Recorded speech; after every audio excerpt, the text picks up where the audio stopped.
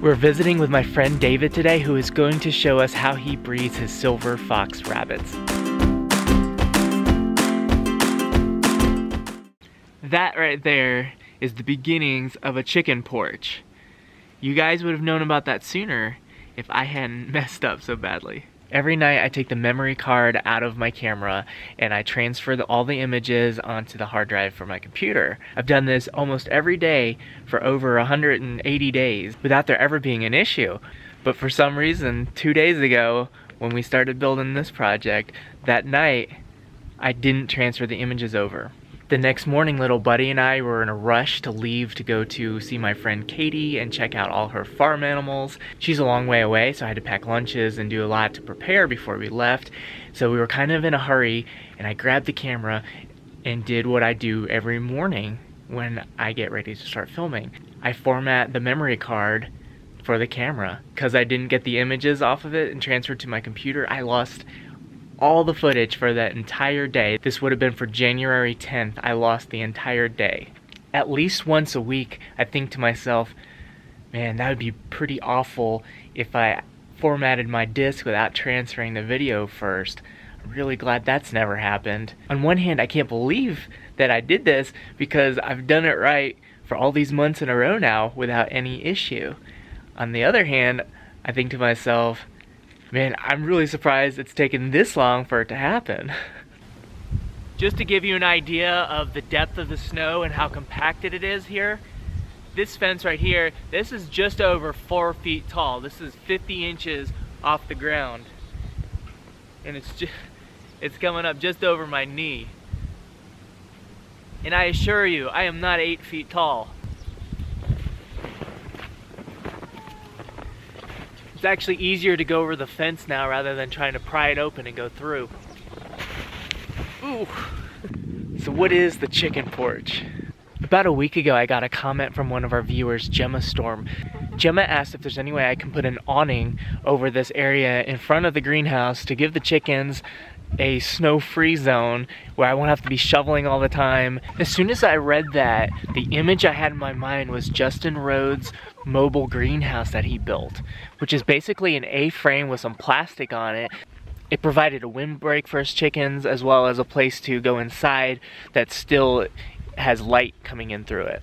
So I thought instead of just an awning that I could put that same style A-frame structure in front, giving the chickens a screened-in front porch area. I have some polyfilm left over from the construction of the greenhouse that I'll staple to that frame, providing again a windbreak. On sunny days, the sun will still come through and it'll be a little bit warmer in there. With that concept in mind, little buddy and I went out to the hardware store, bought some 2x2s and started constructing this thing. The good news is we didn't finish it. We worked all the way to dusk on it and we were freezing. My hands were numb, little buddy's cheeks were rosy red. The reason we didn't finish it, about 3/4 of the way of getting through construction, getting it to this point, the whole thing collapsed and fell apart. So we had to kind of start over again. The good news is, since we didn't finish it, we'll be able to work on it tomorrow, get it finished then, all on video, if I don't delete it again. Sad news is though, little buddy worked so hard helping me with this, I really could not have gotten it to this point without him. He helped hold the different pieces in place so I could screw them together. He helped me saw through some of the 2x2s by himself. He was out of here a long time with me in sub-freezing temperatures and he never complained and helped me all the while. It was so cool capturing all that in video. I was really hoping to share that with you guys. Red loves eating the snow off my boots. Uh-oh. Blood. Some more here. Who in here is bleeding? Does anyone need medical attention?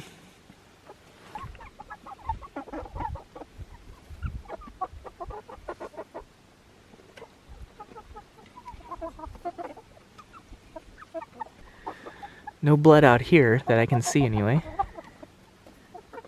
I've looked everyone over best I could and really don't see any potential sources of the blood. I'll just have to keep an eye out for it.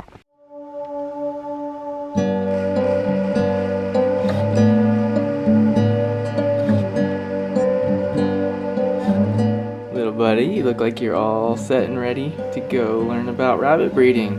Yes, I am.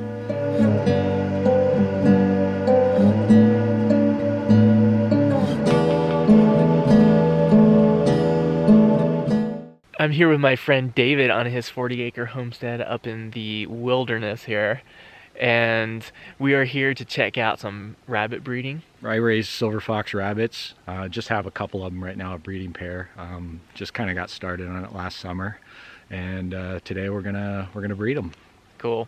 But before we breed them, I noticed that you have this structure behind me that looks pretty familiar, and I was hoping you'd talk about that. Yeah, sure. This looks like it will be sort of a cattle panel greenhouse, right? Yes, it will be. The only thing I did different than the one that you did is I built an elevated base, basically just to lift up where the cattle panels attach, 2 foot off the ground, so I'd have a little more headroom inside, and I'd be able to put some grow shelves or whatever I needed up a little higher for me. And other than that, it's pretty much the same. And the subframe here that I made, I just used 4x4 treated timbers, some corner braces just to kind of stiffen them up, and then just butt joints here, and then all these just risers to hold the cattle panels up. So, and then well, when I get a little further along, I'm going to frame this out with a door and a window, and put a ridge beam down the middle just to support it for the snow load. So I framed it like this just because it was easy. Oh, cool. A-frame. Yeah, it was easy to figure out, easy to make. And these, I had this 2x4 going all the way across, and originally I just put it in like the one in the back to keep everything at a consistent width while I was assembling it. And I was going to take those down, but I figured if I ever moved it, it needed to be somewhat rigid. So I just kind of framed this out so you can step over the bottom one, and we just left it like that. And this is strictly for chicken shelter? Yeah. Yep. Okay. That's all it is, just so they have a place to hang out in the rain and stay out of the snow. Of course, they only stay under the coop most of the time unless they're eating, so. Oh, there they are. That's their spot they love to be in. Keep the water thawed. Well, not really thawed. We have to heat water up inside and then just bring it out a couple times a day. And then we dump it every night. Just make sure it doesn't, freeze solid. But it's the only way to do it when you don't have power. Silver fox rabbits. These are a heritage breed. I think they were developed sometime in the early 1900s in the United States, primarily for meat and fur. And I think they're actually on the, I don't know if they're endangered, but kind of like the rare, not so common species right now of rabbits. So today we're gonna breed this pair. I've only done it once before, and it was shortly after I first got these guys.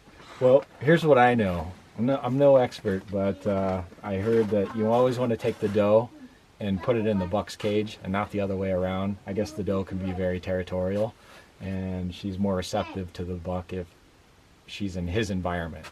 So it's just pretty simple. Pick her up, put her in there, let them do the deed. It's usually pretty quick, and you just take her out and put her back in there. 30 days, she's ready to have kits. When you say quick, what would you estimate in time? It's really fast. If she accepts the buck and the buck mounts her, it's usually seconds that it's over. So literally seconds. And you'll see it's pretty fast, and it's pretty comical too. Can we hold that? All right, little buddy, come stand over here so David can get the rabbit transferred over there quickly. All right, come here, Mama. Oh, come here. Just There you a go. human. There you go, lady.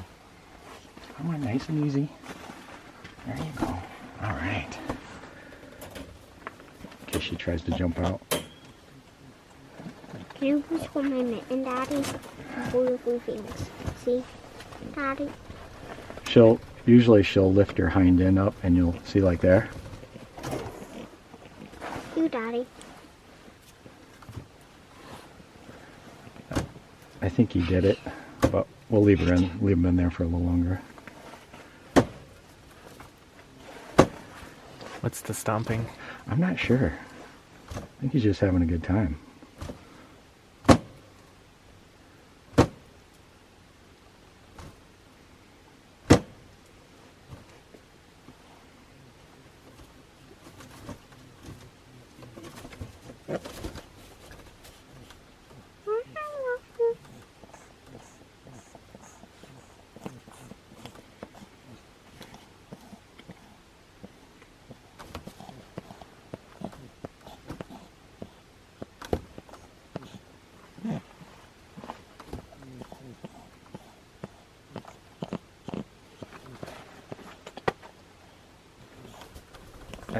Oh, there. She just raised her back in.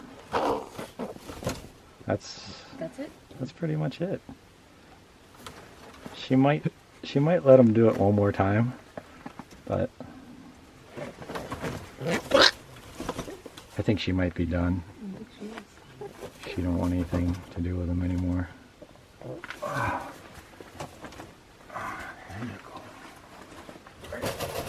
That's it. Told you it's fast. I cannot believe how quickly that happened. So this is one of the silver fox pelts from this past summer that I tanned. It was my first attempt. They didn't turn out perfect, but they turned out okay. Look how soft it is. Boy, that's soft. Oh yeah. Bet you'd want some mittens out of that, huh? David, your mom, Becky, she watches our videos every day. Thank you, Becky. Hi, Mom.